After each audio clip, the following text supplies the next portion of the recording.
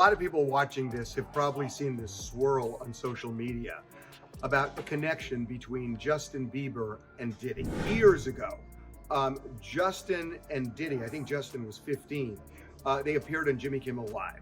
And there was one point where he said that, I've told Justin that he can't talk about anything that happens inside my house.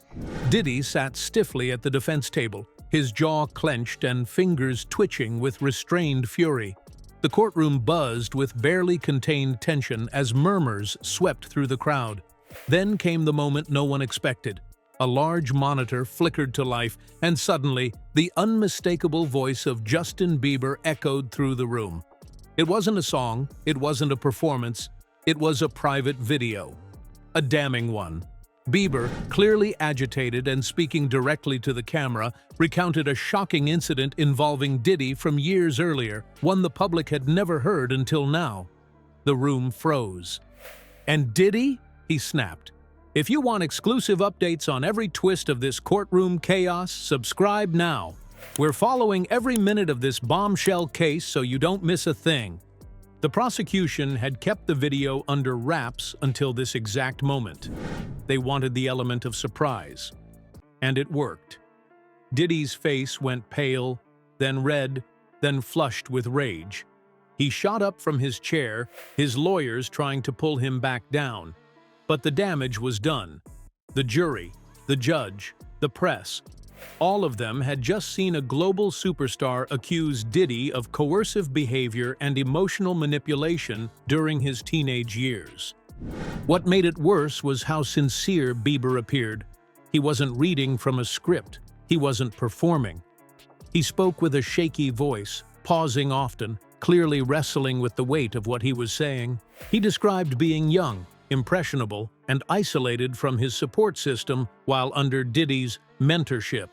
As soon as you turn 16, you know what I'm saying, I'm gonna let you rock this every time you come to LA. Yeah, this will be yours. So, did he do something to Justin Bieber? And one of the reasons people are saying that is Justin Bieber is clearly struggling. Woo. Okay. Okay. All right, so I'm gonna be driving this next year. Yeah, when you get 16. The video detailed how their relationship started with extravagant gifts and wild parties, but slowly took a darker turn. Bieber alleged that Diddy controlled access to studio time, locked him out of meetings, and even once forced him to cancel a family trip to prove loyalty. As the video ended, Diddy exploded. "This is bulls, ah!" he shouted, pointing toward the prosecution's table. The judge immediately warned him to control himself or face contempt. Cameras outside the courtroom caught his entourage scrambling, phones buzzing as the scandal spread like wildfire. The internet was already on fire. Hashtags like Crunchy, Bieber testifies, and Diddy trial meltdown were trending worldwide within minutes. This moment wasn't just a blow to Diddy's legal defense, it was a cultural nuke. It shattered decades of carefully cultivated public image. Diddy, the mogul, the mentor, the music kingmaker, was now Diddy, the accused manipulator unraveling before our eyes.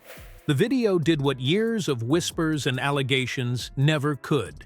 It put a face, a voice, and a raw, emotional testimony behind the rumors.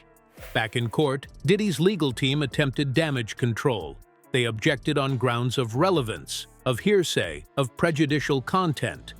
But the judge allowed the video as a key piece of character evidence, noting that it supported a pattern described by multiple other witnesses. The prosecution was building a narrative, and Bieber's testimony fit it like a missing puzzle piece. It painted Diddy not just as an isolated wrongdoer, but as a man who used his fame and power to control and intimidate. Media analysts outside the court called it the moment the trial turned. Even former supporters of Diddy were hesitant to comment. Some celebrity friends quietly unfollowed him online. Brands that once partnered with his ventures distanced themselves. Music blogs dissected every second of the Bieber clip, pointing out how the pop star's words matched previous claims from other young artists who had fallen under Diddy's orbit. It's definitely a 15-year-old's dream. You know, I have been given custody of. Justin Bieber is now breaking his silence on his former mentor, Sean Diddy Combs. This comes as testimony continues. It was hard for me being that young and being in the industry and not knowing where to turn and everyone, telling. But what was perhaps most chilling wasn't what Bieber said. It was how it aligned with a larger web of accusations. Several others, including lesser-known producers and former assistants, had already described eerie similarities. Sudden gifts, followed by demands, late-night meetings that turned aggressive, threats to ruin careers if loyalty was questioned. For years, the entertainment world whispered about Diddy's darker side. Now, those whispers were being shouted under oath. The next morning, the media frenzy intensified. News vans circled the courthouse. Fans and activists rallied outside, some in support of Bieber, others still defending Diddy. The courtroom was sealed tight, but leaks emerged fast.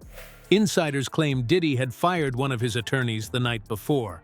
Some speculated he was preparing to take the stand himself, a high-risk move that could either humanize him or completely destroy what remained of his defense. In the following sessions, Diddy's demeanor changed. He was no longer the towering, untouchable icon. He looked tired, defeated, angry. His interactions with his legal team grew tense. Every time the Bieber clip was mentioned, even obliquely, his jaw clenched. And with each new witness, the portrait of a man obsessed with power became harder to deny. Then came the bombshell from one of Diddy's former bodyguards, who testified that he had once been ordered to confiscate Justin Bieber's phone during a private yacht party. He didn't want him recording anything, the man said it was for his own protection, but it felt off, real off. That same day, a forensic analyst confirmed that the Bieber video's metadata lined up with that exact time frame, giving even more credibility to the young star's claims. By week's end, public opinion had shifted dramatically. Polls showed that nearly 70% of Americans believed Diddy was guilty of the core allegations. Talk shows debated whether his career could survive. On The View, one host bluntly said, "If you're flipping out in court over Justin Bieber telling the truth, you probably don't belong in a position of power." The legal implications were no less severe. Prosecutors hinted that more videos could be presented. There were whispers of other celebrities prepared to testify, some anonymously, some publicly. Diddy's lawyers begged the judge to limit media exposure, claiming their client couldn't get a fair trial under such intense scrutiny. But the court wasn't interested in shielding him from the consequences of his fame. As the trial continued, the Bieber video became a reference point, a flashbulb moment burned into the public's memory. Legal analysts compared it to the infamous tapes in the Cosby case, unfiltered, undeniable, and devastating. For years, Diddy had stood atop the industry like an unshakable monument. But now, piece by piece, that monument was crumbling. Not through gossip, not through tabloids, but through first-hand accounts and hard evidence. It's too soon to say how the trial will end. But one thing is certain, the man who once declared "can't stop, won't stop" may now be facing the end of the empire he built. And the catalyst wasn't a smoking gun. It was a 28-year-old pop star with a phone, a voice, and a truth he could no longer hold in.